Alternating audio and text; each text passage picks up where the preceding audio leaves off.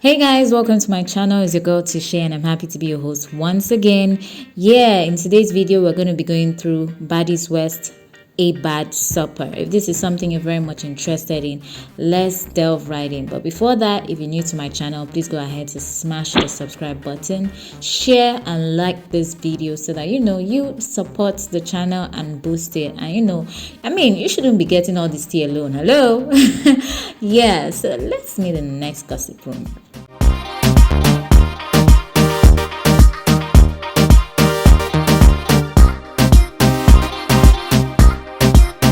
Alright, TTT, where do we start? Okay, sticking mostly and majorly to the highlights of this episode.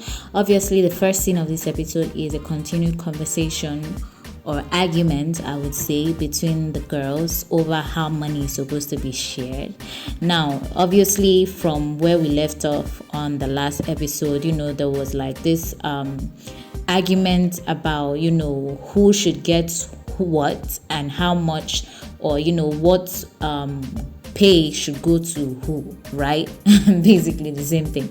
But yeah, Low for one, didn't feel like money needed to like be rationed in a particular manner. Her intake was that the money should be rationed equally amongst the girls, because the gig was not a performance gig, it was an appearance gig. But of course certain persons had an opposite opinion on that. Persons like Rolly, Stunner, majorly the performers, basically they felt like they put in extra work, so obviously they were not going to, or they shouldn't receive the same pay as the rest girls who were just on the stage twerking and all of that. Now people got to like chip in their own opinions. Kat for one was basically all about the opinion that hosts got paid based on their level of experience, right? And if that wasn't going to be what was happening, right, or if that wasn't going to be the case for the money being split, then the money should be shared equally. So like it was a whole back and forth amongst the girls. But then at the end of the day, Nali finally stepped in, and first of all, she kind of like played it safe with the consensus. But then at the end of the day, she finally decided that the performers were going to get greater or higher than the rest girls.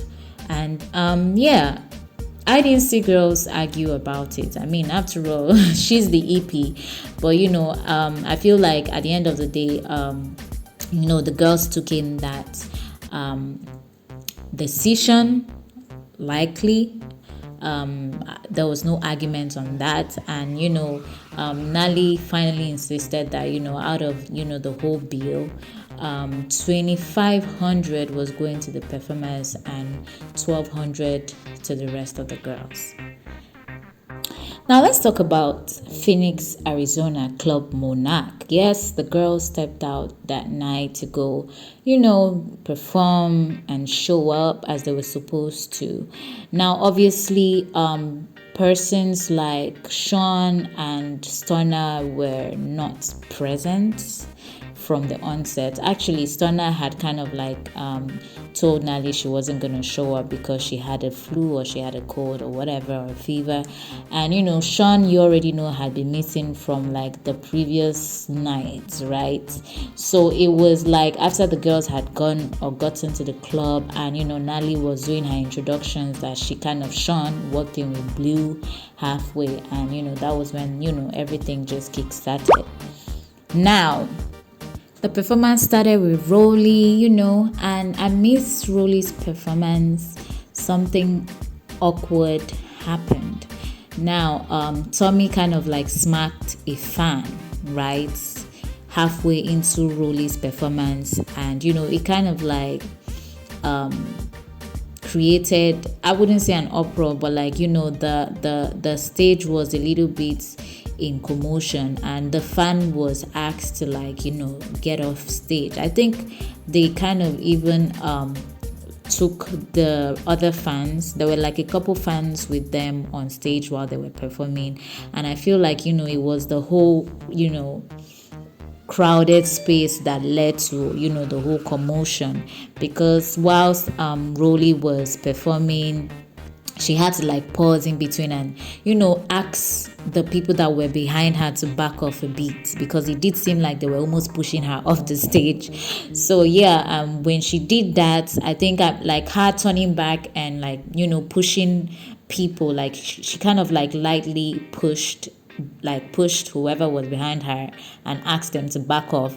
And I think amidst doing that, it also affected Tommie, because there was a fan. It did seem like there was a fan. The fan that was behind her was like kind of, probably leaning so much on her and all of that. So yeah, that was what led to Tommie smacking the fan.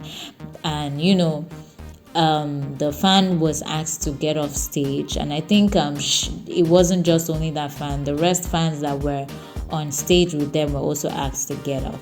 I cannot say for certain that all the fans were asked to leave the stage, but I'm for sure certain that the one fan that Tommie smacked was asked to leave the stage. Now, after this, Sean came on stage, and before she performed, she just briefly asked Tommie why she had to smack the fan. And Tommie responded saying that she felt someone tugging on her ankle, right? And it did seem like she was about to fall off. That was why she did what she did.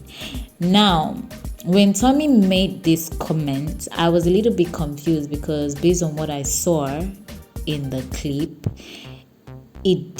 there was no sign of anybody holding on her leg. Maybe there was, but based on what I saw, the fan she smacked was not like, this is somebody that was standing behind her. So like how was she going to, like, how did she reach to the floor? How did she get to the ground to like actually hold on Tommie's ankle, right? So basically it was a little bit like, her reason was not really adding up to me, especially based on what I saw. She probably might have felt someone, hold on her legs, but the person that did that might not have necessarily been the fan she smacked. But like I said, this is just, based off what I saw in the clip. So after that whole, moments between Sean and Tommie, Sean finally gave her performance, and after that Tommie was supposed to perform, but there was some kind of technical glitch from the DJ's booth, and it kind of like upset Tommie, and she had to like save her ass by doing like an a cappella rap, and that was it. Now, before we move to the highlight of this episode, which is the supper, right? Let's talk about this conversation that was had between Low London, Kat, Razor, and Biggie. So, a lot of things were addressed in this group, but then the point of the topic of conversation that I would want us to dwell on is the one that concerns DJ Sky. Now, according to Low, she basically, talked about how appalled she was at the whole, booth malfunction, right? That's the DJ's booth malfunction. And basically the reason why she was appalled was because she made it known that prior to them, stepping to or going to that club, Nali had kind of like, questioned DJ Sky on whether she was prepared, basically asking her if she had her tools with her, right? But DJ Sky insisted on using the club's tools instead, right? And that was why that even happened, that assuming DJ Sky had been well prepared and gone with her necessary tools, that that whole scenario would not have occurred. Now, I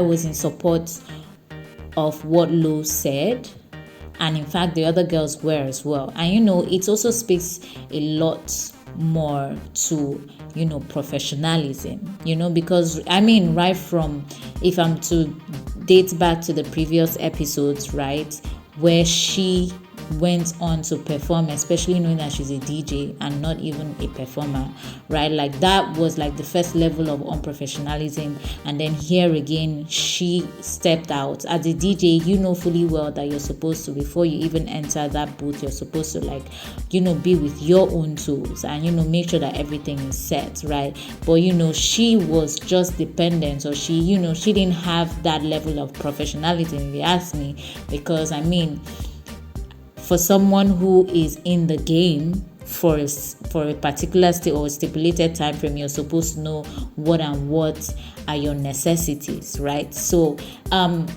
let me know in the comment section what you think. Do you think that we can just pass this off as a mistake, a very honest a very righteous mistake, or this is actually a markdown on major unprofessionalism from DJ Sky? Now, finally, the highlight of the episode. I'm going to try to make this as quick as possible because, we're almost out of time. But yeah, on the way to, an evening dinner, there was some kind of argument between Tommie and ms.kat. So basically, ms.kat's concern was, on Tommie smacking the fan previously, at the club. And basically, her concern was that, she didn't want anybody to be doing, to be acting that way, because at the end of the day, she didn't want a situation that would put them, as a moving target, especially since they didn't know, who these fans were, right? And if they were even affiliated with any kind of gang, right? So it was like it wasn't necessarily a back and forth, because if you ask me, Tommie was not really, receptive of that whole concern, because according to Tommie, her personal space was breached, right? And that was why she acted like that. And basically she was like, if it happened again, it was still gonna repeat itself. But at the end of the day, it did seem like at first that it was gonna end into like a verbal altercation between ms.kat and Tommie. But at the end of the day, I like that the women were able to like kind of simmer down the whole like conversation, and not necessarily end up in like a dispute. Mama's BADDIES restaurant. I hope I got that right. But yes, the girls finally decided to go out and dine together and have conversations, meaningful conversations.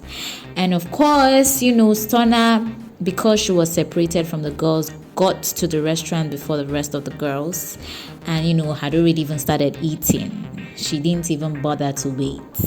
But yes, not to dwell on that, the rest girls joined in, and it was at this very point in time that Sean felt the need to intercede for Stunner by spearheading the whole conversation about, what the issue was around Stunner, and, the whole misconception the ladies had, right, about Stunner, So, she basically, addressed, Stunner's persona, saying that, Stunner was just only a firecracker. And the reason why she was involved in all these fights was because people were always speaking to her, and all of that. Now it was at this point that Biggie kind of like tuned in, and the reason she tuned in was even because Sean was like, nobody really, basically in Sean's words, she was like, nobody really has a problem with Stunner. And that was when Biggie gave Sean a face, gave Sean a look, and that was when Sean was like, okay Biggie, what's up, what's your issue? And that was when the whole argument started between Biggie and Stunner. I really don't want to dwell on that conversation, because it was like a whole, like they were just talking about the fights, the previous fight, that conversation was kind of like set up by ms.kat between Stunner and Biggie that led to a fight. So they basically dwelled a lot on that. So yeah, it was like a whole back and forth.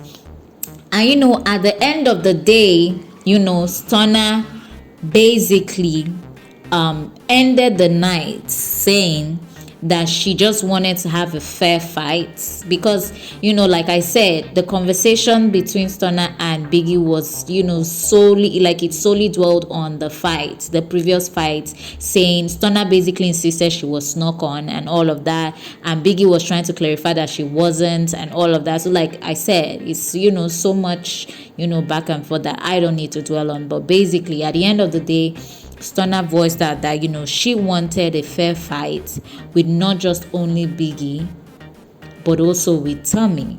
And that's when Tommie got up from the table and was like, "Oh, baby, make my day." And I had to say, that whole reaction there from Tommie made me laugh, because I'm like, girl.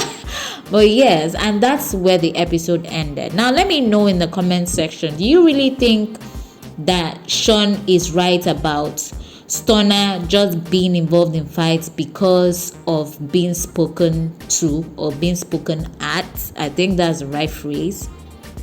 Or she's just in fights because she's a natural troublemaker and is not humble and also disrespectful, because that's the perception that Biggie has and a couple other girls. So let me know what you think in the comment section.